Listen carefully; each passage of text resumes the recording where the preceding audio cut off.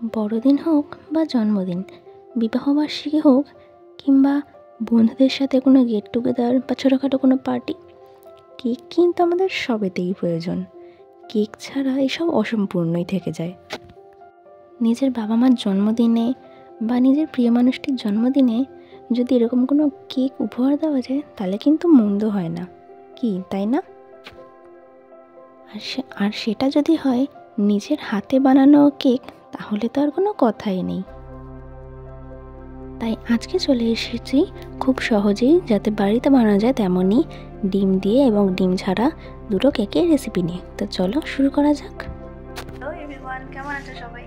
So আজকে হচ্ছে 25শে December, তাই জন্য আমি আজকে দু রকমের কেক বানাবো। একটা হচ্ছে এগলেস আর একটা হচ্ছে উইথ এগ। তো চলো শুরু করা যাক। আমরা রান্নাঘরে চলে এসেছি। জিনিস এখানে কিছু জিনিস আমরা রেডি করলাম। আজ হচ্ছে ময়দা, একটু বাটার নিয়েছি, সুজি, একটু গুঁড়ো দুধ, আর এখানে হচ্ছে কাজু কিশমিশ। আর সব একটা বাটিতে হবে হচ্ছে যে শুকনো জিনিসগুলো একটা বাটিতে মেশানো হবে, আর একটা বাটিতে লিকুইড ফর্মে সেটাকে কনভার্ট করা হবে। প্রথমেই নেব একটা ভারের কাপের বা কোনো মেজারমেন্ট কাপ আপনাদের কাছে থাকলে সেটাতেই আপনারা নিতে পারেন। সেই কাপের আমি 1.5 কাপ মতন ময়দা নিয়েছি। এরপরে নিচ্ছি 1/2 কাপ মতন সুজি, 2 চামচ গুঁড়ো দুধ। এবারে সমস্ত শুকনো জিনিসগুলোকে খুব ভালো করে মিশিয়ে নেব।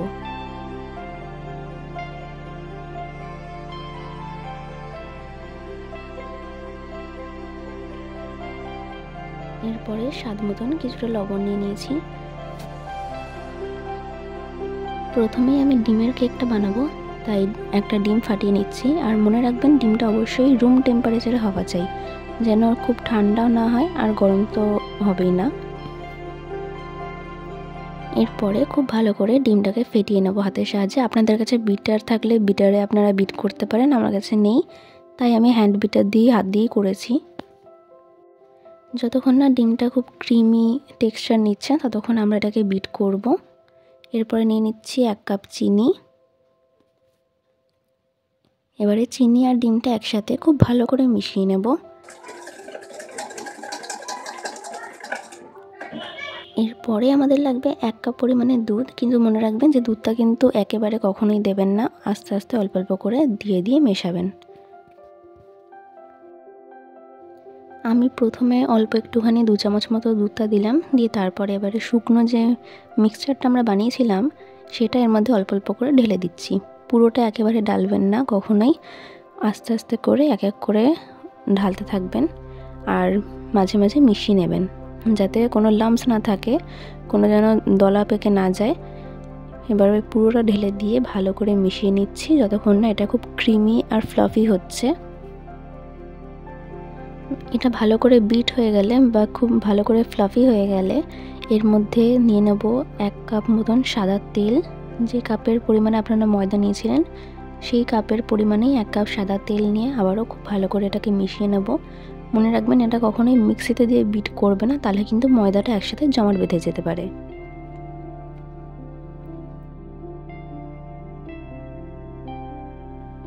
এরপরে আমরা কাট অ্যান্ড ফোল্ড মেথডে এটাকে ভালো করে মেশাবো।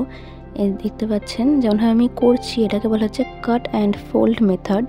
এটা করলে কিন্তু কেকের যে ব্যাটারটা এটা খুব ফ্লাফি এবং খুব স্পঞ্জি হবে কেকটা, যে কারণে এই মেথডটা করলে খুব ভালো হয়। এরপরে আমি নিয়ে নিচ্ছি 1 চামচ মতন বেকিং পাউডার,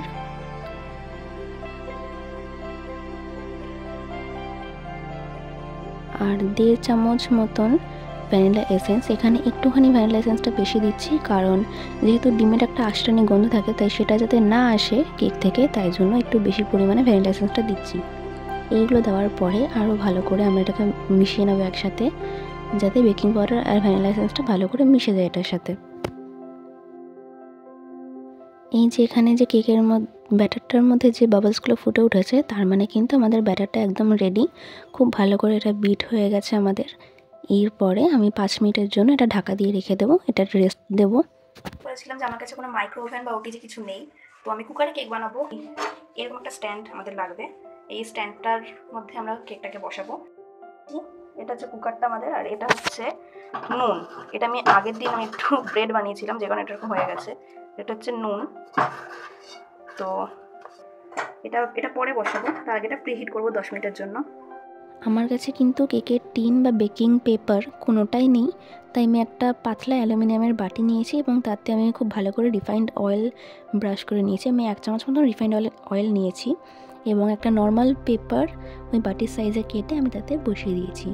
আমাদের কেকের ব্যাটারও কিন্তু একেবারে রেডি। কনসিস্টেন্সিটা কিন্তু কেকের খুব ভীষণই সুন্দর এসছে। ব্যাটারটা আমাদের একদম তৈরি, বোঝাই যাচ্ছে।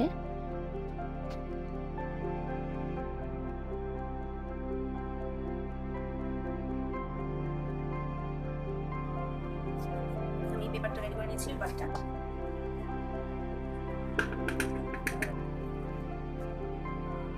এবারে ব্যাটারটা যে কেকের টিনে বেক করব সেই কেকের বাটিটার মধ্যে আমরা ঢেলে দিচ্ছি।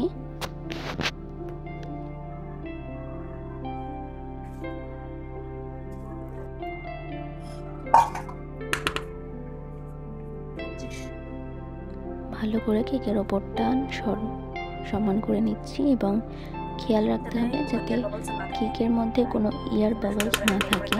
এয়ার বাবলস থাকলে কিন্তু আমাদের কেকটা খুব ভালো করে ফুলবে না, তাই অবশ্যই এয়ার বাবলসগুলো বার করে দেবেন।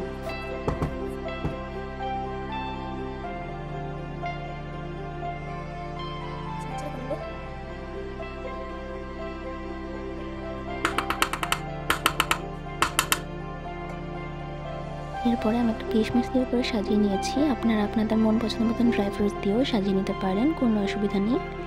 এবারে আমাদের কেক চলে যাবে 30 মিনিটের জন্য বেক হতে। তার আগে কিন্তু আমি বলেছিলাম যে কুকারটা আমি 10 মিনিটের জন্য প্রিহিট করে রেখে নিয়েছি। এটা আমি পারছিলাম না, তাই আমার মায়েরটা আমাকে সাহায্য করে দিয়েছিল। আমাদের কেক এখন বেক হয়ে গেছে। 30 মিনিট পর এসেছি। 30 মিনিট পর দেখা যাচ্ছে কেমন হয়েছে কেকটা।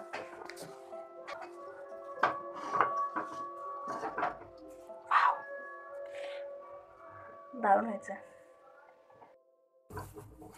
এবারে কুকার থেকে কেকটা বার করে নেব। আর দেখতেই পাচ্ছেন কেকটা কি ভীষণ রকমভাবে ফুলে উঠেছে এবং খুব সুন্দর আর খুব সফটও হয়েছে। ছুরি দিয়ে আমরা সাইডটা একটু আলগা করে নিচ্ছি যাতে উল্টে দিলেই বাটিটা যতটা পড়ে যায় ভালোভাবে।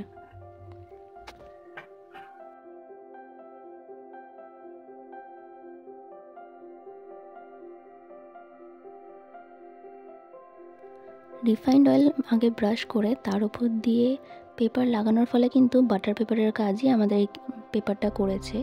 দেখতেই পাচ্ছেন খুব সুন্দরভাবে পুরো পেপারটা উঠে এসছে, কোনো কিছু লেগে নেই। তাই এইভাবে যদি করেন তাহলে কিন্তু কেক পোড়ারও কোনো চান্স থাকবে না।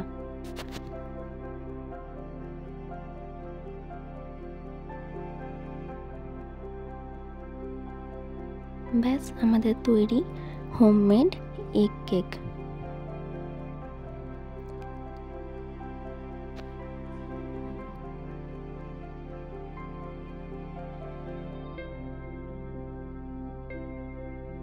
যে কোনো কারোর জন্মদিন, বিবাহবার্ষিকী বা কোনো রকমের পার্টি কিংবা সন্ধ্যাবেলা চায়ের সাথেও কিন্তু এই কেকগুলো বেশ ভালোই লাগে।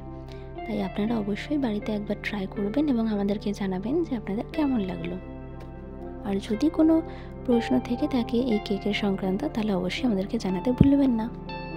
এরপরে ঠিক একইভাবে আমি একটা নিরামিষ কেক বানাবো ডিম ছাড়া। তাই আমি একটা পাত্রে একটা বাটার, 1 কাপ চিনি এবং 1 কাপ তেল আমি নিয়ে নিয়েছি। এবার খুব ভালো করে এই 3টে জিনিসকে একসাথে মিশিয়ে নেব যতক্ষণ না এটা খুব ক্রিমি টেক্সচারে পরিণত হচ্ছে।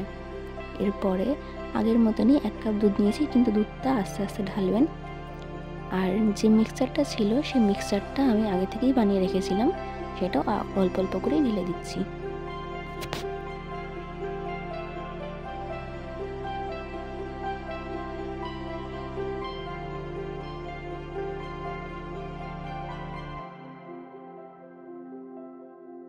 দেখতেই পাচ্ছেন আমাদের মিক্সচারটা একটু শক্ত লাগছিল, তাই মনে হলো যে একটু দুধ লাগবে, তাই আমরা একটু দুধ দিলাম। বাকি দুধটুকু আমরা দিয়ে দিলাম।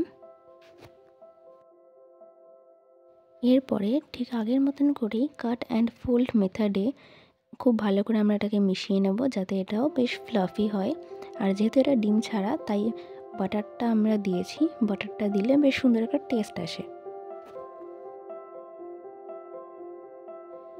এরপরে আমি এখানে 1.5 চামচ মতন বেকিং পাউডার দিয়েছি, 1 চামচ ভ্যানিলা এসেন্স দিয়ে খুব ভালো করে এটাকে মিশিয়ে নিচ্ছি।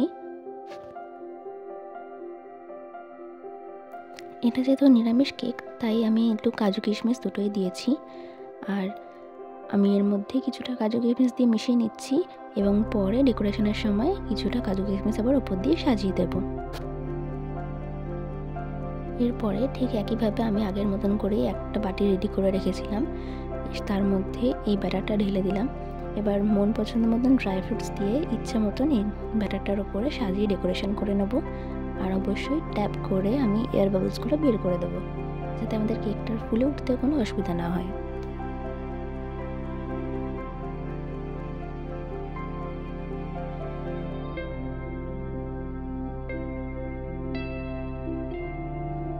এরপরে কেকটা 30 মিনিটের জন্য আমি বেক হতে দিয়ে দিলাম ওভেনে। আর কেকের যে কুকারে বসাবেন কেকটা, সেই কুকারের সিটিটা অবশ্যই খুলে নেবেন, নয়তো কিন্তু সিটিটা থেকে গেলে কিন্তু কেকটার কেক হবে না। এরপরে 30 মিনিট পরে আমি কেকটা খুলে দেখছি, দেখতেই পাচ্ছেন কত সুন্দরভাবে এটা হয়ে গেছে কেকটা এবং সাইডটাও ছেড়ে দিয়েছে। এবার একটা কাঠি ঢুকিয়ে দেখে নিচ্ছি, কাঠিটা যেহেতু পরিষ্কার বেরোলো তার মানে কিন্তু কেকটা আমাদের ভেতর থেকে পুরোপুরিভাবে রেডি।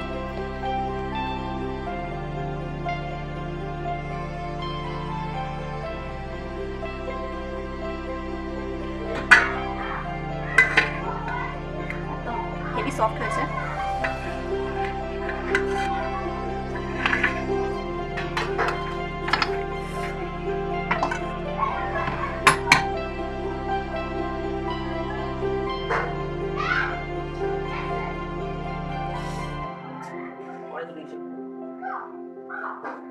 এটা গরম আছে তাই জন্য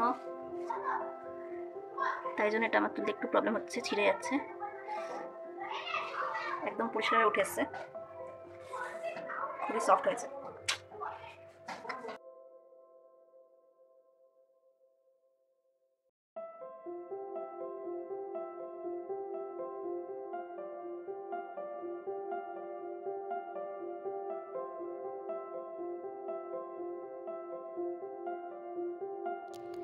ব্যাস আমাদের হোমমেড এগলেস ভ্যানিলা কেক কিন্তু একেবারে তৈরি।